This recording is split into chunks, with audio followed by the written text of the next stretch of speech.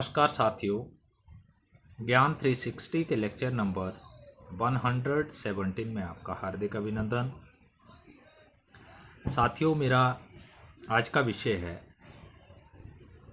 कि जो shape of object अगर स्ट्रीमलाइंड होती है तो उसके क्या बेनिफिट्स होते हैं और स्ट्रीमलाइंड क्यों बनाई जाती है, इसके ऊपर एक छोटी सी चर्चा आज आप सबके साथ।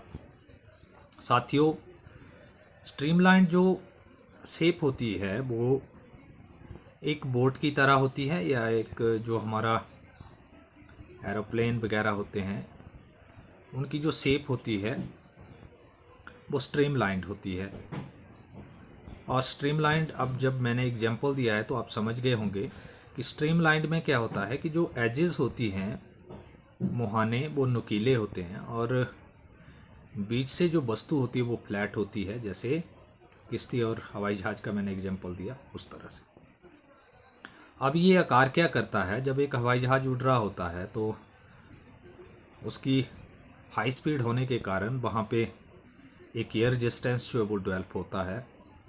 और अगर हमारा जो फ्रंट है वो फ्लैट होगा तो फिर एयर उसको रजिस्ट करेगी, आगे नहीं बढ़ने देगी और वो एरोप्लेन जो वो क्रैश हो जाएगा। उस रेजिस्टेंस के कारण व्यवधान होगा, चल नहीं पाएगा।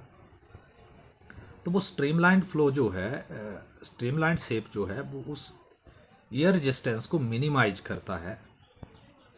एयर जब उस एज के ऊपर टकराती है, मुहाने पे हवाई जहाज के टकराती है, मान लीजिए वही एग्जांपल लेते हैं, तो फिर वो हवा, क्योंकि क्षेत्र कम है तो उसको रोकेगी नहीं, वो मुहाना जो है नुकीला है और फिर हवा जो है वो साइड से निकल जाएगी, तो फिर कोई व्यवधान वहाँ पे एयर का रेजिस्टेंस होगा ही नहीं। और वाटर के केस में अगर हम बोट की बात करें तो वाटर रेजिस्टेंस होता है, वहाँ पे भी पानी उसको रोकने की कोशिश करेगा, लेकिन कारण फिर वही कि स्ट्रीमलाइन शेप होने के कारण वो जो रेजिस्टेंस है वो मिनिमाइज हो जाएगी।